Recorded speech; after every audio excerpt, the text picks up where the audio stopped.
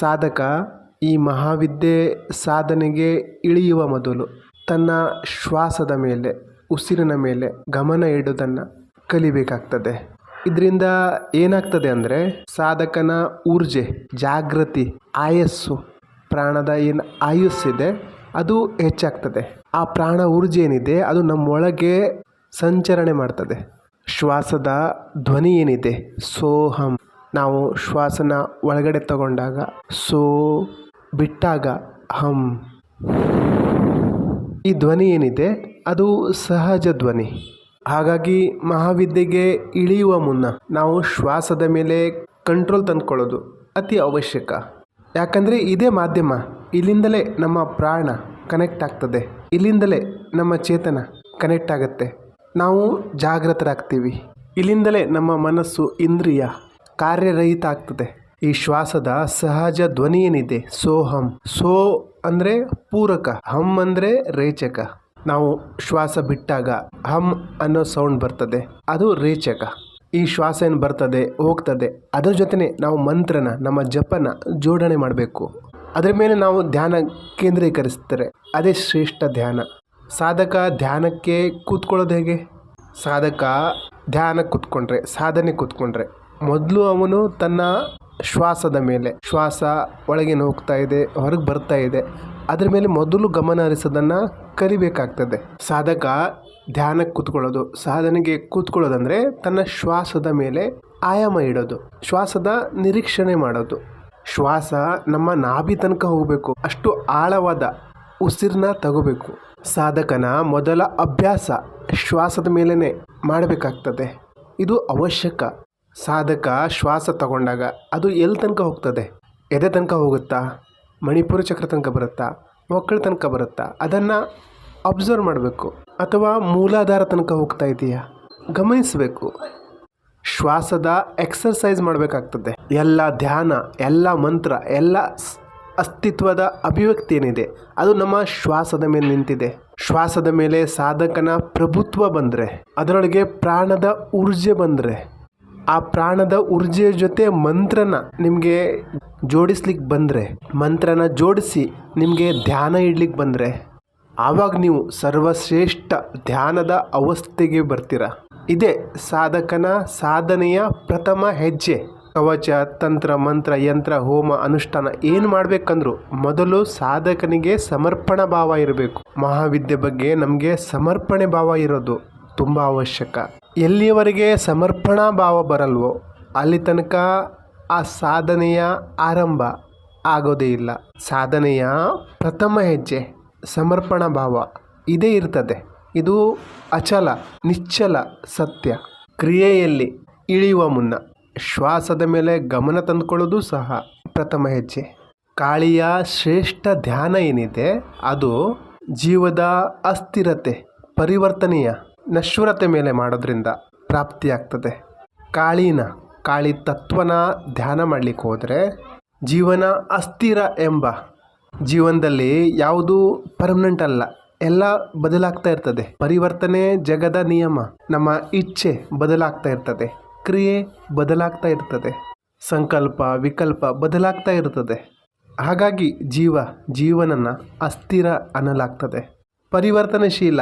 ಒಂದ್ಸಲ ಖುಷಿಯಾಗಿರ್ತೀವಿ, ಒಂದ್ಸಲ ದುಃಖಿತರಾಗಿರ್ತೀವಿ, ಒಂದೊಂದ್ಸಲ ಸಂತಾಪದಲ್ಲಿರ್ತೀವಿ, ಒಂದೊಂದ್ಸಲ ಆನಂದದಲ್ಲಿರ್ತೀವಿ, ಒಂದೊಂದ್ಸಲ ಬಾಯಾರಿಕೆ ಆಗ್ತದೆ, ಒಂದೊಂದ್ಸಲ ಹಸಿವು ಆಗ್ತದೆ, ಒಂದೊಂದ್ಸಲ ಆನಂದದಲ್ಲಿರ್ತೀವಿ, ಒಂದೊಂದ್ಸಲ ಕಾಮದಲ್ಲಿರ್ತೀವಿ. ಈ ರೀತಿ ಪರಿವರ್ತನೆಯ ಘಟನೆನ ಈ ಕಾಳಿ ಸಾಧಕ ನೋಡಬಲ್ಲನು. ಕಾಳಿ ಸಾಧಕ ಜೀವನದ ನಶ್ವರತೆನ ನೋಡಬಲ್ಲನು. ಈ ಇಡೀ ಸಂಸಾರ ಒಂದು ದಿವಸ ಮಣ್ಣಾಗಲಿದೆ ಅನ್ನೋದನ್ನು ಅವನು ನೋಡಬಲ್ಲನು. ಎಲ್ಲರೂ ಸಾಯ್ತಾರೆ, ಎಲ್ಲರ ಅಂತ್ಯ ಆಗ್ತದೆ, ಯಾವುದು ಪರ್ಮನೆಂಟ್ ಅಲ್ಲ. ಕಾಳಿಯ ಸಾಧಕನ ಪ್ರಥಮ ಧ್ಯಾನ ಜೀವದ ಅಸ್ಥಿರತೆ, ನಶ್ವರತೆ, ಪರಿವರ್ತನಶೀಲತೆ ಮೇಲೆ ಇರ್ತದೆ. ಆ ಭಾವದ ಮೇಲೆ ಅವನ ಧ್ಯಾನ ಕೇಂದ್ರೀಕೃತ ಆಗಿರ್ತದೆ. ನಾವು ಆಜ್ಞಾ ಚಕ್ರದ ಮೇಲೆ ಧ್ಯಾನ ಇಟ್ಟು ಕೂತಾಗ ಅಲ್ಲಿ ಬೇರೆ ಬೇರೆ ಬಣ್ಣಗಳು ಕಾಣ್ತವೆ. ಆ ಬಣ್ಣಗಳು ಏನಂದರೆ ನಮ್ಮ ಬೇರೆ ಬೇರೆ ಭಾವ ಏನಿರ್ತದೆ ಅದರ ಪ್ರತೀಕ. ಕಾಮನ ಬಿಲ್ಲು ಕಾಣ್ತದೆ. ಆ ಎಲ್ಲ ಬೇರೆ ಬೇರೆ ಬಣ್ಣಗಳು ನಮ್ಮ ಚಕ್ರದ ಮೇಲಿಂದ ಹಾದು ನಮ್ಮ ಪರಿವರ್ತನೆಯಾಗಿ ನಮ್ಮ ಮಸ್ತಿಷ್ಕದ ಆ ಪಟಲದ ಮೇಲೆ ಬರ್ತದೆ. ಆ ಕಲರ್ಸ್ಗಳು ಪರಿವರ್ತನೆಯಾಗಿ ನಮ್ಮ ಆಜ್ಞಾ ಚಕ್ರದ ಮೇಲೆ ಬಂದಿರ್ತವೆ.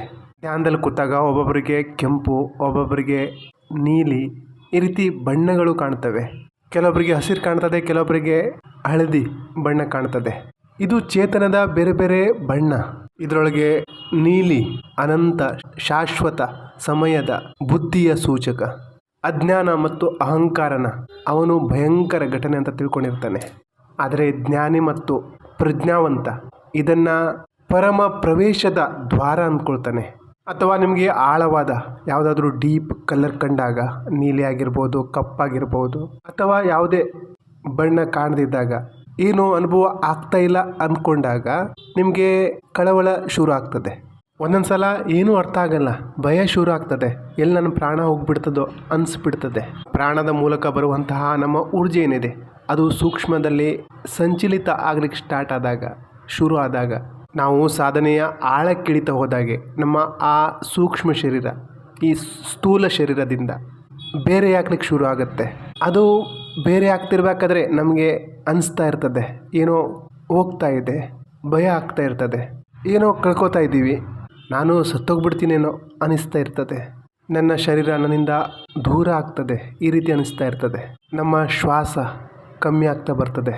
ಸಮಾಧಿ ಸ್ಥಿತಿ ತಲುಪಿದಾಗ ನಾವು ಶ್ವಾಸ ಇಲ್ಲದೇ ಎಷ್ಟೋ ಹೊತ್ತಿರ್ತೀವಿ.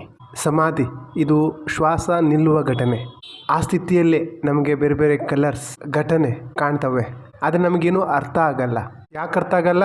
ನಮ್ಮ ಬುದ್ಧಿ, ನಮ್ಮ ತರ್ಕ, ನಮ್ಮ ಜಾಗೃತ ಮನಸ್ಸು ಬಂದಾಗಿರ್ತದೆ, ನಿಂತಿರ್ತದೆ. ನಿಮ್ಗೆ ಅನಿಸ್ಲಿಕ್ಕೆ ಶುರು ಆಗುತ್ತೆ ಏನೋ ಆಗ್ತದೆ. ನಮ್ಗೆ ದೊಡ್ಡ ಭಯ ಏನು ಅಂದರೆ ಮೃತ್ಯುವಿನ ಭಯ. ಈ ಸ್ಥಿತಿಯಲ್ಲಿ ಯಾರಾದರೂ ಪ್ರಜ್ಞಾವಂತ ವಿವೇಕಿ ಕೂತ್ಕೊಂಡ್ರೆ, ಅಥವಾ ಜಿಜ್ಞಾಸು ಅಂದರೆ ತನ್ನ ಅಸ್ತಿತ್ವ ಜೊತೆ ಆಟ ಆಡಲಿಕ್ಕೆ ಬಯಸುವಂಥವನು ಕೂತ್ಕೊಂಡಿದ್ದಾನೆ ಅಂದರೆ, ಆಳವಾದ ಧ್ಯಾನಕ್ಕೆ ಇಳಿಬೇಕು ಅಂತ ಬಯಸುವವನು ಕೂತ್ಕೊಂಡಿದ್ದಾನಂದರೆ ಅವನಿಗಂತೂ ಇದು ಪ್ರಥಮ ಪ್ರವೇಶದ ದ್ವಾರ, ಪ್ರಥಮ ಊರ್ಜೆಯ, ಪರಮಾತ್ಮನ ದ್ವಾರ, ಮಹಾವಿದ್ಯೆಯ ದ್ವಾರ. ಅಂಥವನು ಈ ಧ್ಯಾನ ಅವಸ್ಥೆಯಲ್ಲಿ ಮುಂದುವರಿತಾ ಹೋಗ್ತಾನೆ. ಅವನಿಗೆ ಶರೀರದ ಚಿಂತೆ ಇರಲ್ಲ. ಅಂಥವನು ಶರೀರದ ಚಿಂತೆನೂ ಮಾಡಲ್ಲ, ಶ್ವಾಸದ ಚಿಂತೆನೂ ಮಾಡಲ್ಲ, ಜೀವನದ ಚಿಂತೆನೂ ಮಾಡಲ್ಲ. ಯಾಕಂದರೆ ಮಹಾವಿದ್ಯೆಗೆ ಎಂಟ್ರಿ ಆದರೆ ಇವೆಲ್ಲ ಘಟನೆಗಳು ಆಗ್ತವೆ, ಏನೆಲ್ಲ ಅನುಭವಗಳಾಗ್ತವೆ. ನಾವು ಪೂರ್ತಿ ನಿಷ್ಕ್ರಿಯರಾಗಿರ್ತೀವಿ. ಎಷ್ಟೊತ್ತು ಧ್ಯಾನಕ್ಕೆ ಕೂತ್ಕೊಂಡಿದ್ವಿ, ಸಾಧನೆಯಲ್ಲಿದ್ವಿ ಅನ್ನೋದು ಸಹ ಗೊತ್ತಾಗಲ್ಲ, ಮರೆತು ಹೋಗಿರ್ತೀವಿ. ಹಾಗಾಗಿ ಗುರು ಇರೋದು ಅವಶ್ಯಕ. ಇಲ್ಲಾಂದರೆ ಮಹಾವಿದ್ಯೆಗಳು ನಮ್ಮನ್ನು ಧ್ಯಾನದಲ್ಲಿ ಎಳ್ಕೊಂಡು ಹೋಗ್ಬಿಡ್ತವೆ. ನಿಮಗೆ ಎಬ್ಬಿಸೋರು ಯಾರು? ಅದಕ್ಕೆ ಗುರು ಇರೋದು ಅವಶ್ಯಕ. ದೇವಿಯ ಕೊರಳಲ್ಲಿ ಮುಂಡಮಾಲೆ ಏನಿದೆ ಅದು ಜಗತ್ತಿನ ಪ್ರತೀಕ, ತಲೆ ಅಹಂಕಾರದ ಪ್ರತೀಕ. ಕಾಳಿಯ ಸಾಧನೆಗೆ ಇಳಿಬೇಕು ಅಂದರೆ ಮೊದಲು ಅಹಂಕಾರನ ತೊರೆಬೇಕಾಗ್ತದೆ. ಕಾಳಿ ಅದನ್ನೇ ಸೂಚನೆ ಕೊಡ್ತಾ ಇದ್ದಾಳೆ. ಆ ಮುಂಡ ಮಾಲೆ ಏನಿದೆ ಅದು ಪೂರ್ತಿ ಜೀವನದ ಸೂಚಕ. ಕತ್ತರಿಸಿದ ರುಂಡ ಏನಿದೆ ಅದು ಅಹಂಕಾರದ ಪ್ರತೀಕ. ಕಾಳಿಯ ಮುಖ ಏನಿದೆ ಅದು ಭಯಂಕರ. ಅವಳು ದಿಗಂಬರಳು ಸಹ. ದಿಗಂಬರ ಯಾಕಂದರೆ ಅವಳಿಗೆ ಎಲ್ಲ ಅಸ್ತಿತ್ವದ ಎಲ್ಲ ಆಯಾಮ ಗೊತ್ತಿದೆ. ಅವಳು ನಗ್ನ ಸತ್ಯದ ವಿದ್ಯೆ. ದೇವಿಯ ನಿವಾಸ ಸ್ಥಾನ ಏನಿದೆ ಅದು ಸ್ಮಶಾನ. ಸ್ಮಶಾನ ನಮ್ಮ ಸ್ಮರಣೆ ಮಾಡ್ತಾ ಇದೆ. ಒಂದು ಹೊಸ ಜನ್ಮ ನಮ್ಮ ಸ್ಮರಣೆ ಮಾಡ್ತಾ ಇದೆ. ಮೃತ್ಯು ಎರಡು ರೀತಿ ಆಗುತ್ತೆ. ಒಂದು ಶರೀರದ ಮೃತ್ಯು, ಎರಡನೇದು ಬುದ್ಧಿ ಅವಸ್ಥೆಯ ಮೃತ್ಯು. ಎಲ್ಲಿಯವರೆಗೆ ಸಾಧಕ ತನ್ನ ಹಳೆಯ ಬಟ್ಟೆಗಳನ್ನು, ತನ್ನ ಹಳೆಯ ಜೀವನದ ಬಟ್ಟೆಗಳನ್ನು ಇಳಿಸೋದಿಲ್ವೋ, ನಗ್ನ ಆಗೋದಿಲ್ವೋ, ಅಲ್ಲಿ ತನಕ ಆ ದಿವ್ಯ ಊರ್ಜೆ ಹೊಸ ಬಟ್ಟೆನ ನಮ್ಗೆ ಹಾಕಲ್ಲ. ಹಳೆಯದರ ತ್ಯಾಗ ಮಾಡದೆ ಹೊಸದು ನಮಗೆ ಸಿಗಲ್ಲ. ಇಲ್ಲಿ ನಗ್ನ ಆಗೋದು ಅಂದರೆ ಬೆತ್ತಲೆ ಆಗೋದಂದರೆ ಶರೀರದಿಂದ ಬೆತ್ತಲೆ ಆಗೋದಂತಲ್ಲ, ನಮ್ಮ ವಿಚಾರದಿಂದ ಬೆತ್ತಲೆ ಆಗೋದು, ನಿರ್ವಿಚಾರದ ಸ್ಥಿತಿ, ಮಾಯೆಯಿಂದ ಬೆತ್ತಲೆ ಆಗೋದು, ಸಂವೇದನಾಶೀಲತೆಯಿಂದ ಬೆತ್ತಲೆ ಆಗೋದು. ನಾವು ಭಯ, ಭ್ರಾಂತಿ, ನಿಂದೆ ಇವೆಲ್ಲ ಬಿಡಬೇಕಾಗ್ತದೆ. ಇವೆಲ್ಲ ಬಿಟ್ಟು ನಗ್ನ ಆದಾಗಲೇ ನಾವು ಮಹಾವಿದ್ಯೆಯ ಒಳಗೆ ಪ್ರವೇಶ ಪಡ್ತೀವಿ. ಕಾಳಿಯ ನಿವಾಸ ಸ್ಥಾನ ಸ್ಮಶಾನ. ಯಾಕೆಂದರೆ ಜೀವದ ಕಾಲಚಕ್ರದ ಪ್ರಾರಂಭ ಅಲ್ಲಿಂದಲೇ ಶುರು ಆಗ್ತದೆ. ಮನುಷ್ಯ ಸಾಯ್ತಾನೆ, ಜನ್ಮ ಪಡಿತಾನೆ, ಸಾಯ್ತಾನೆ. ಯಾವ ಪಾಯಿಂಟಲ್ಲಿ ಅವನು ನಿಲ್ತಾನೋ ಅದು ಸ್ಮಶಾನ. ಯಾವ ಪಾಯಿಂಟಿಂದ, ಯಾವ ಸ್ಥಾನದಿಂದ ಜೀವನದ ಬದಲಾವಣೆ, ಪರಿವರ್ತನೆ ಆಗ್ತದೋ ಅದು ಸ್ಮಶಾನ. ಕಾಳಿನ ಸಿದ್ಧಿ ಮಾಡ್ಕೊಳ್ಬೇಕು ಅಂದರೆ ಮೃತ್ಯುನ ಪ್ರಾಪ್ತಿ ಮಾಡ್ಕೊಳ್ಬೇಕಾಗ್ತದೆ. ಮೃತ್ಯು ಪ್ರಾಪ್ತಿ ಮಾಡಿಕೊಳ್ಳೋದು ಅಂದರೆ ನಾವು ನಮ್ಮ ಅವಿನಾಶಿ ತತ್ವದ ಒಳಗೆ ಇಳಿಬೇಕಾಗ್ತದೆ. ನಾವು ಈ ಕ್ಷಣಭಂಗುರ ವಸ್ತುವಿನ ಹಿಂದೆ ಓಡೋದನ್ನು ನಿಲ್ಲಿಸಬೇಕಾಗ್ತದೆ. ಆ ಬೋಧಿ ಅವಸ್ಥೆಯ ಪ್ರಾಪ್ತಿ ಮಾಡ್ಕೋಬೇಕಾಗ್ತದೆ. ಮೃತ್ಯುವೇ ಪರಮಸತ್ಯ ಅನ್ನೋ ಅಸ್ತಿತ್ವನ ನಾವು ಸ್ವೀಕಾರ ಮಾಡಬೇಕಾಗ್ತದೆ. ಆ ಮೃತ್ಯು ಆದರೆ ನಾವು ಪರಮಾನಂದದ ಪ್ರಾಪ್ತಿ ಮಾಡ್ಕೋತೀವಿ. ಕಬೀರ ಸಹ ಜೀವಂತವಾಗಿದ್ದು ಸಾಯೋದನ್ನು ಕಲಿಸ್ತಾರೆ. ಸಾಯೋದಂದರೆ ಶರೀರದಿಂದ ಅಲ್ಲ, ನಮ್ಮ ವಿಚಾರದಿಂದ, ನಮ್ಮ ಸಂಸ್ಕಾರದಿಂದ, ನಮ್ಮ ಅಸ್ತಿತ್ವದಿಂದ. ನಾವೇನು ಪ್ರೋಗ್ರಾಮಿಂಗ್ ಮಾಡ್ಕೊಂಡಿದ್ದೀವಲ್ಲ ಅದರ ಮೃತ್ಯು. ಆವಾಗಲೇ ನಾವು ಈ ಮಹಾವಿದ್ಯೆಯ ಒಳಗೆ ಪ್ರವೇಶ ಪಡಿಬಹುದು. ಯಾವುದಕ್ಕೆ ನಾವು ಭಯ ಪಡ್ತಾ ಇದ್ದೀವೋ ಅದು ಕಾಳಿ ಸಾಧಕನಿಗೆ ಮಹಾದಾನಂದ. ಯಾಕಂದರೆ ಅವನು ಆ ಊರ್ಜೆಯ ಒಳಗೆ ವಿಲೀನ ಆಗ್ತಾನೆ. ದೇವಿಯ ಅಸ್ತಿತ್ವದಲ್ಲಿ ನಾವು ಪ್ರವೇಶ ಪಡಿಬೇಕು ಅಂದರೆ ನಾವು ಜೀವಂತ ಸಾಯೋದನ್ನು ಕಲಿಬೇಕಾಗ್ತದೆ. ಹಾಗಾಗಿ ಈ ಮಹಾವಿದ್ಯೆಯ ಒಳಗೆ ಪ್ರವೇಶ ಪಡಿಬೇಕು ಅಂದರೆ ನಾವು ನಮ್ಮ ತನು ಮನನ ಸಿದ್ಧ ಮಾಡಬೇಕಾಗ್ತದೆ, ಸ್ಥಿರ ಮಾಡ್ಕೋಬೇಕಾಗ್ತದೆ. ಈ ಮಹಾವಿದ್ಯೆ ಸಾಧನೆ ಒಳಗೆ ನಮ್ಮ ಎಲ್ಲ ಇಚ್ಛೆ, ವಾಸನೆ, ನಮ್ಮ ಐಡೆಂಟಿಟಿ ಕಳೆದು ಹೋಗ್ತದೆ. ನಿರ್ವಾಣದ ಮಾರ್ಗ ಓಪನ್ ಆಗ್ತದೆ. ಅದರ ನಂತರನೇ ನಾವು ಅವ್ಯಕ್ತ, ಅನಾದಿ, ನಿರಾಕಾರ, ಅವ್ಯಕ್ತದಲ್ಲಿ ಲೀನರಾಗ್ತೀವಿ. ಈ ನಿರ್ವಾಣದ ವಿಸ್ತಾರ ಏನಿದೆ, ಹೆಸರು, ಬಣ್ಣ, ಆಕಾರದಿಂದ ಆಚೆ ಇರ್ತದೆ. ಆಕಾರಹೀನ ಆಗ್ತದೆ. ನಮಗೆ ಅರಿವಾಗ್ತದೆ, ನಮಗೆ ಹೆಸರಿಲ್ಲ, ನಾವು ಎಷ್ಟೋ ಜನ್ಮ ಬದಲಾಯಿಸಿದ್ದೀವಿ. ಪ್ರತಿ ಜನ್ಮದಲ್ಲಿ ಒಂದು ಹೊಸ ಹೆಸರು, ಪ್ರತಿ ಜನ್ಮದಲ್ಲಿ ಹೊಸ ಅಪ್ಪ ಅಮ್ಮ, ಪ್ರತಿ ಜನ್ಮದಲ್ಲೂ ಬೇರೆ ಗೆಳೆಯರು, ಪ್ರತಿ ಜನ್ಮದಲ್ಲೂ ಹೊಸ ಸಮಸ್ಯೆ, ಪ್ರತಿ ಜನ್ಮದಲ್ಲೂ ಸಾಧನೆ, ಪಶುತ್ವ, ಆಹಾರ, ನಿದ್ರೆ, ಭಯ, ಮೈಥುನ ಪ್ರತಿ ಜನ್ಮದಿಂದಲೂ ನಿಮ್ಮ ಜೊತೆ ಇದೆ. ನಾವು ಎಚ್ಚರ ಆಗೋದು ಯಾವಾಗ, ಜಾಗೃತರಾಗೋದು ಯಾವಾಗ? ಈ ದೇವಿ, ಈ ಕಾಳಿ ಮಾತೆ ಏನಿದ್ದಾಳೆ, ಇವಳು ನಮಗೆ ಮೃತ್ಯುವಿನ ತನಕ ಕರ್ಕೊಂಡು ಹೋಗ್ತಾಳೆ. ಜೀವನ ಏನು ಅನ್ನೋದನ್ನು ಕಲಿಸ್ತಾಳೆ. ಕಾಳಿಯ ಸಾಧಕ ಆಗೋದು ತಮಾಷೆ ಅಲ್ಲ. ಅವಳನ್ನು ಅರಿಬೇಕು ಅಂದರೆ ನಾವು ಈ ದೇಶ, ಕಾಲ, ಅಸ್ತಿತ್ವ ಎಲ್ಲ ಬಿಡಬೇಕಾಗ್ತದೆ. ನಮ್ಮ ಶರೀರ, ಇಂದ್ರಿಯದಿಂದ ನಾವೇನು ಜ್ಞಾನ ಪ್ರಾಪ್ತಿ ಮಾಡಿದ್ದೀವೋ ಅವೆಲ್ಲವನ್ನು ಬಿಡಬೇಕಾಗ್ತದೆ. ನಾವು ಸಾಕ್ಷಿಯಲ್ಲಿ ಸ್ಥಿರ ಆಗಬೇಕಾಗ್ತದೆ. ನೋಡ್ಲಿಕ್ಕೆ ಹೋದರೆ ಕಾಳಿಯ ಸೌಂದರ್ಯ ನಮಗೆ ಭಯಾನಕವಾಗಿ ಕಾಣ್ತದೆ.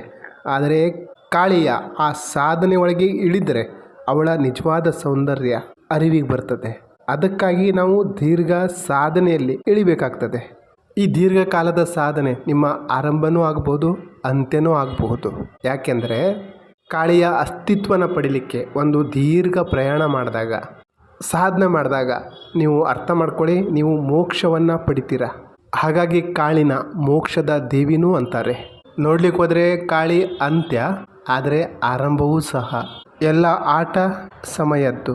ಈ ಸಮಯದ ಆಟನೇ ನಾವು ಜೀವಂತ ಇರುವಾಗಲೇ ವಶ ಮಾಡ್ಕೊಳ್ಬೇಕು. ಮೃತ್ಯುವಿನ ನಂತರ ಯಾವ ಸಾಧನೆ ಆಗಲ್ಲ. ಯಾಕಂದರೆ ನಿಮ್ಮ ಹತ್ರ ಶರೀರ ಇರಲ್ಲ. ಮನುಷ್ಯ ಜನ್ಮನ ಸುಧಾರಿಸ್ಕೊಳ್ಳಿ.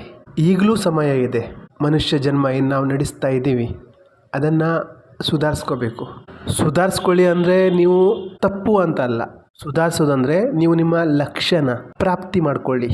ಎಷ್ಟೋ ಸೃಷ್ಟಿ ರಚನೆಯಾಗಿದೆ, ನಾಶನೂ ಆಗಿದೆ. ನಾವು ಸಹ ಎಷ್ಟೋ ಜನ್ಮ ಧಾರಣೆ ಮಾಡಿದ್ದೀವಿ. ಎಷ್ಟೆಲ್ಲ ಅಜ್ಞಾನ ತುಂಬಿಕೊಂಡಿದ್ದೀವಿ, ಅಬೋಧನ ತುಂಬಿಕೊಂಡಿದ್ದೀವಿ. ಆದರೂ ಸಹ ಈ ಅಷ್ಟಪಾಶ ವಾಸನೆ ನಮ್ಮನ್ನು ಈ ಪೃಥ್ವಿ ಮೇಲೆ ಜನ್ಮ ಪಡೆಯುವಂತೆ ಮಾಡ್ತಾ ಇದೆ. ಕರ್ಮ, ಧರ್ಮ, ಕಾಲನ ಅರ್ಥ ಮಾಡಿಕೊಂಡ್ರೆ ಮುಕ್ತಿ ನಮಗೆ ಬದುಕಿದಾಗಲೇ ಸಿಗ್ತದೆ.